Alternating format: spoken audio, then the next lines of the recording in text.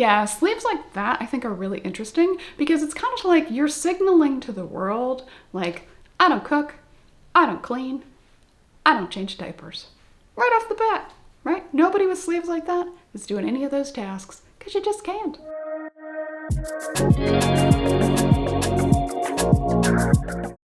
Hey there, fiber friends! Welcome to my channel. My name is Harriet, and this is my weekly episode where I talk about all the things that I've been knitting or spinning or sometimes crocheting and once in a blue moon actually weaving. I'm filming this on Saturday, March 15th, which is actually the Ides of March.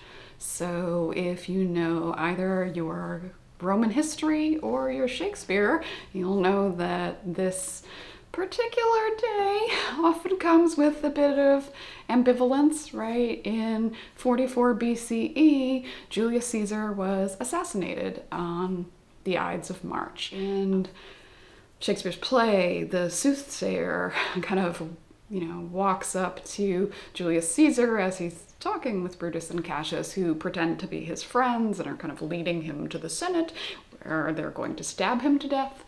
And the soothsayer says, "Beware the Ides of March." And to which Caesar says something along the lines of, "Come again." And the soothsayer repeats himself, "Beware the Ides of March." Before I forget, because I often do, right, today I am actually wearing one of my knits, and this is, as you can probably see, right, this is the Field Sweater by Camilla Vlad, and I don't know if it's Vlad or Vad now that I've said it, but basically I think this came out in 2023. It was extremely popular at the time. I made the short sleeve version, as you can see. I also, rather than knit it with wool, I knitted it in a cotton. Yeah, I was able to get gauge with a cotton fiber and with the suggested needle size. I'll put a link to the project down below so that you can take a look and see. I think as I was working on it, I think I offered some suggestions, right, for working these little grains here. Basically, I suggest that if you know how to cable without using a cable needle, making those will go a lot faster for you. If you don't know how to do that, this is not the sweater to try to learn on, right? So those are my two suggestions that I have with respect to the field sweater. And this is actually one of my favorite little knits. And I'm really glad that I made it in cotton because I feel like I get a lot more use out of it actually, I think, as a summer top or a transitional spring and fall top than I would if I made it out of wool. But it's also a project that I kind of feel like I might want to return to at some point. I particularly like the renditions of this where there's like a kind of gradient look, right? Or a two-color version to it. So that's sort of something that's on my mind. Okay, so this week I don't actually have any finished objects, but I have a bunch of works in progress that I'm excited to share with you. Okay, so my first work in progress, or WIP, is a project that I kind of started on an impulse last week when the weather warmed up, and I showed it to you in its initial form last week when I started it. Caitlin Hunter's Miserina.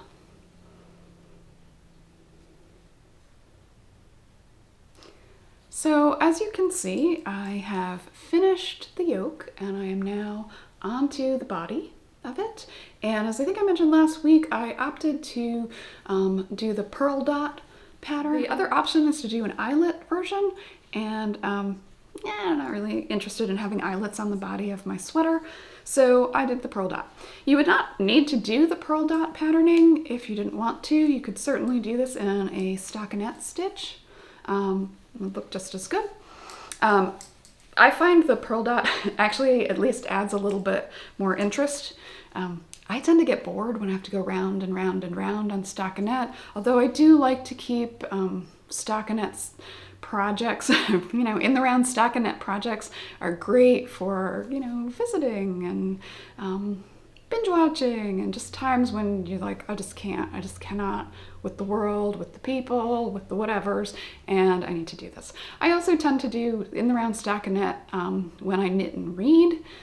I can knit without looking, so knitting and reading or knitting and going to the movies, like to have me a stockinette in the round for that.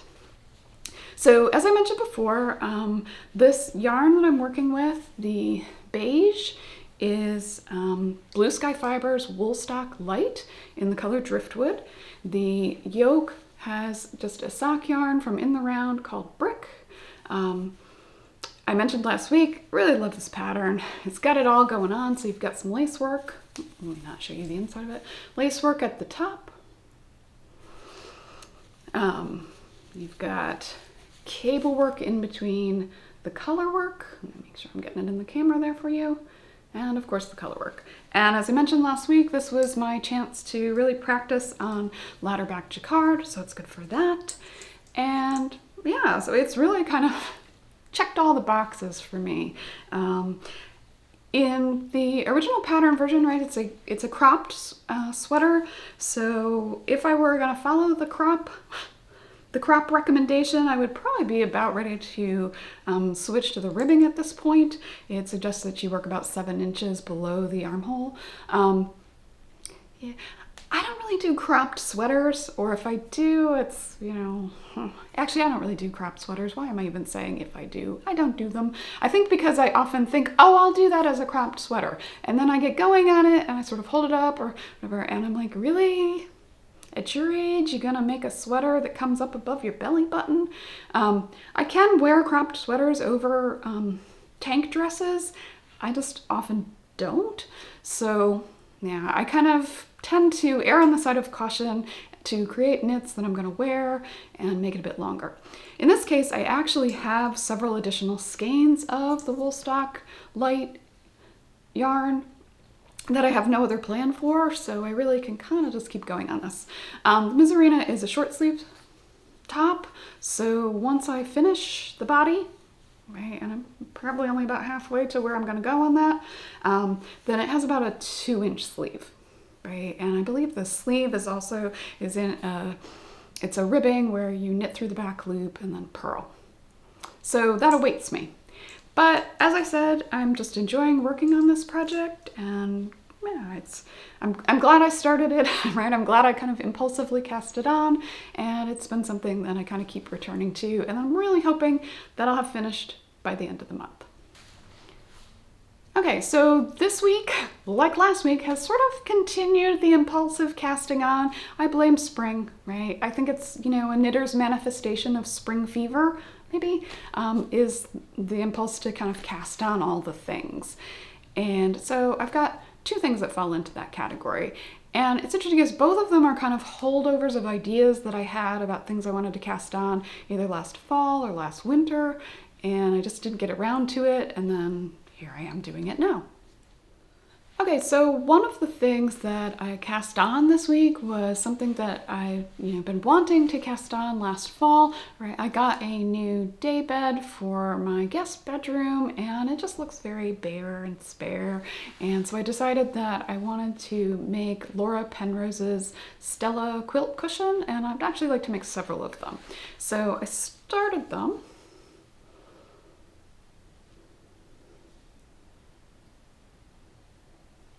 Okay, so this is actually, I'd call it scrap yarn, but I have quite a bit of it, so it's not really scrap.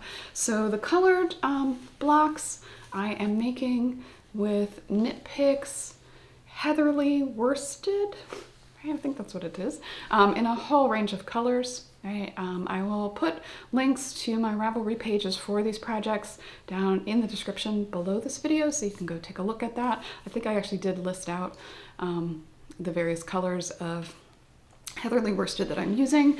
I actually used them to make a sweet shop blanket for a friend who was having a baby last April. And so it's kind of funny that I've returned to Laura Penrose's patterning again. Spring seems to be something about spring that I want to return to this.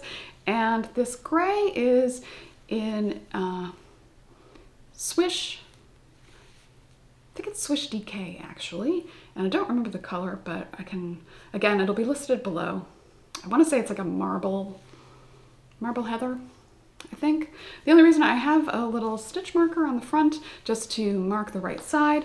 This pattern is knit all in garter stitch, so when you first start out, kind of a good idea, I find, to mark which side is the right side, because you're joining, and as you can see the seams on the joined side. This is a really straightforward pattern. There are, I think, 4 different ways of joining the squares to one another. Some a little more simple, some like a little less simple maybe. Some use short rows, some use increases and decreases, some just use decreases. So there's a lot of variety in terms of ways that you can make the quilt stars or on this particular pattern. So my plan is to make 3 of these at least. I definitely have enough yarn to make 3 of them. We'll see, kind of how I feel about them as I go. They shape up really easily, so I did this entire top row here last night while binge watching old episodes of Succession. I feel like it's like art mirroring life there right now. But so yeah, this took probably several hours to do across that row. I've gotten better at the joining, so I'm not having to kind of consult the pattern as often. And so the only thing left now for me to do, I will have 2 more gray squares, 1 on each side of that, and then I just need to finish off the gray and then the points of the pink and the reddish color here. So I should have this one done. Then of course I have to knit the back. I think I'm going to knit the option that has the flap, because both of these yarns, the Swish and the Heatherly Worsted, are both washable yarns. And as someone who has, dark colored cats that like to snuggle against things, or who sometimes accidentally barf on things, or one mischievous little cat who sometimes chooses to pee on things, it's good if I can remove this and wash it. That's always an option that I want to kind of keep available. So I think that's what I'm going to do. So that's my plan. I'm hoping to have this done. Like I said, I'm pretty sure I'll have this one done by this time next week. And then I'll just, sort of see. I'm thinking I'll probably make the fronts for all of them, and then because the backs, I'm envisioning the backs as being all this gray color, just solid gray, and it's all garter stitch, so that will become another sort of project, easy thing to work on while I'm just sitting and knitting and not wanting to exercise my brain on anything. Okay, so another project that I kind of impulsively cast on. It's almost the exact opposite of my kind of spring fever cast on, which is I decided that I want to make the snow sweater, and I don't remember the name of the designer, so I'll put it on the screen. And basically this sweater is, relatively simple and in terms of design and construction, except that you do the color work on the cuffs of the sleeves, and then the body of the sweater itself is all one color, and you also knit the sleeves from the cuff up, and then after you knit the body of the sweater, you graft the sleeves on. So I'm making this sweater in various shades of Holst Super Soft. So that is a fingering weight woolen yarn, and I'm holding it double to meet the gauge for the pattern itself. And so the main color for the sweater is going to be Cloudberry, and that is this color here.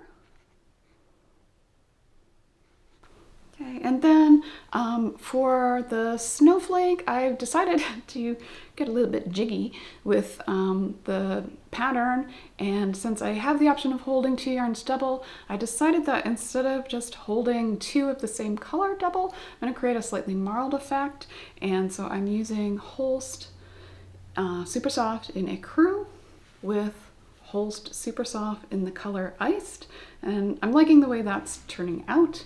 My original plan was to do the trees in, I think I was just going to use the Holst Clover for the tree color, and decided, I want to marl that too, because it's kind of creating a little bit more of an interesting texture. So I'm using Holst Super Soft in the color Clover with Holst Super Soft in the color Kingfisher. So this is Kingfisher, and then this is Clover. Over here. Okay, and so thus far, I'm getting this all very tangled. I can show you what I have sitting here on my lap. I actually made this a while back as a double warping peg for when I weave, but I haven't gotten to my weaving as much as I get to my knitting, so it's gotten a lot more use as something that I am using to hold cones of yarn when I do marling.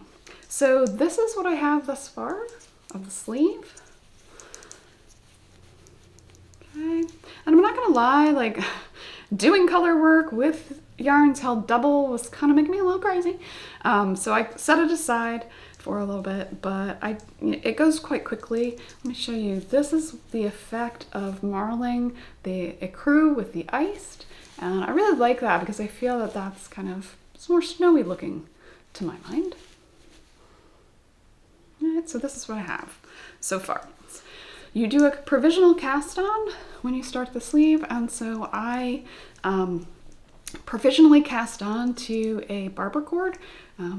If I have to do it over again, and I do because there's another sleeve, then I'm going to use a longer length of barber cord, but I did manage to just sort of knot this and hold it in place.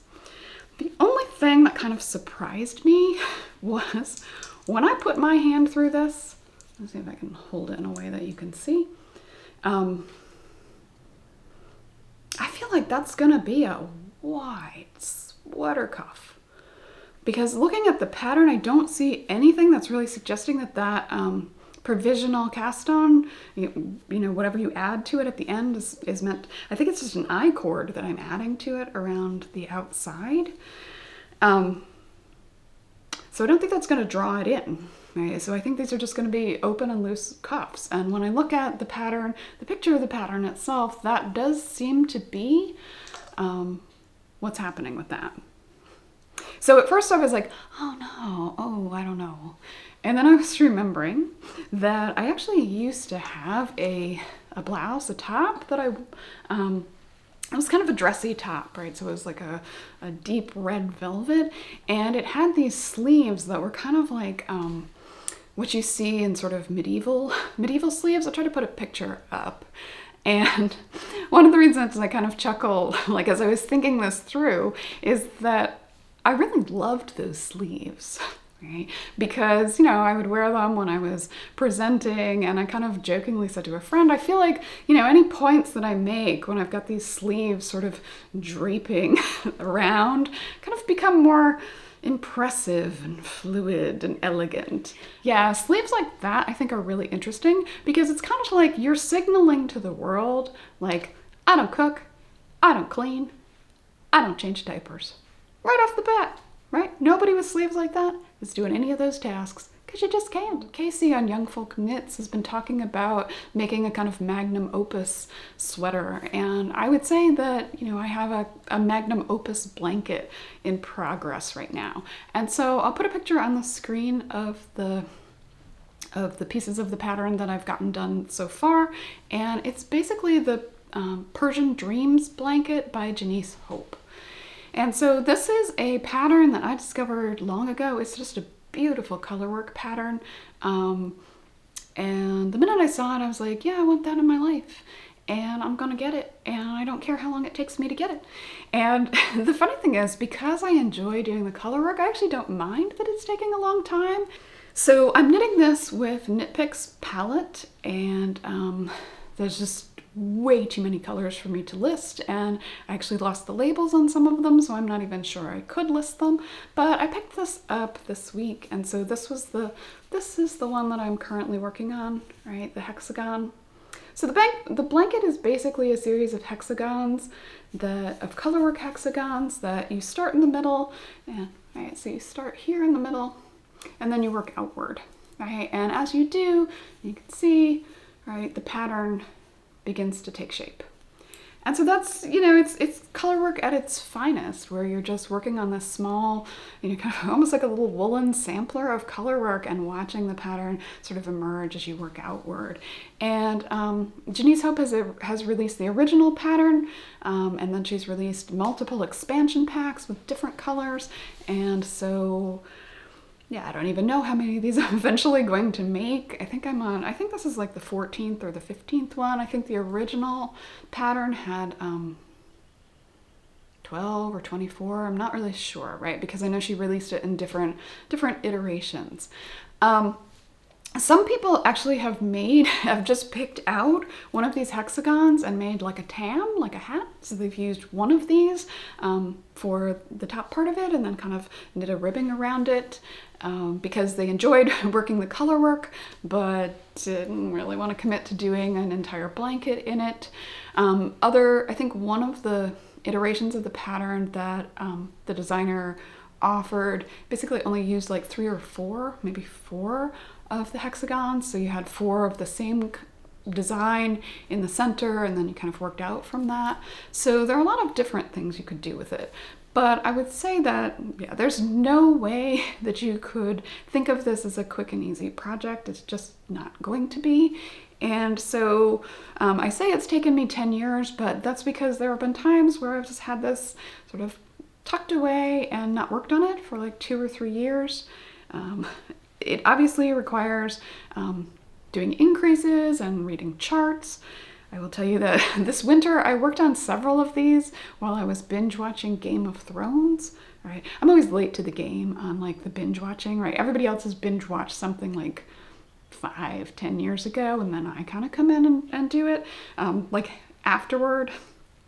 And then I kind of go talk to people about it and kind of remind them of what it was they were watching a while back. But it's kind of funny because now this blanket is a little bit associated with Game of Thrones for me right now, in part because, I don't know about you guys, but I was not expecting that series to be that violent and that risque, I guess was the word we used to use for that back in the day. Holy cow. Right. So there were a few times where I was like glad to have a color work chart to be looking at, in part because it became so startlingly violent at some points and kind of couldn't always look away fast enough. And at other times because looking away was really what I wanted to be doing given what was playing out on the screen. Seriously, I was so happy I was watching that by myself because, I don't know, that was a conversation stopper for me at a couple points. But yeah, so long story short, that was something that I worked on, and I'm kind of hoping to be a little bit more consistent on working on this blanket pattern over the next several months. It often gets set aside in the summertime just because it is wool, but it is fingering weight wool, and it is just a smallish hexagon, so I don't really have that as a great excuse, but we'll see. We'll see what the summer brings. Okay, so I hope you enjoyed today's podcast. If you did, please like, subscribe. I'm always trying to grow this channel, and I look forward to seeing you here again next week. Thank you for watching.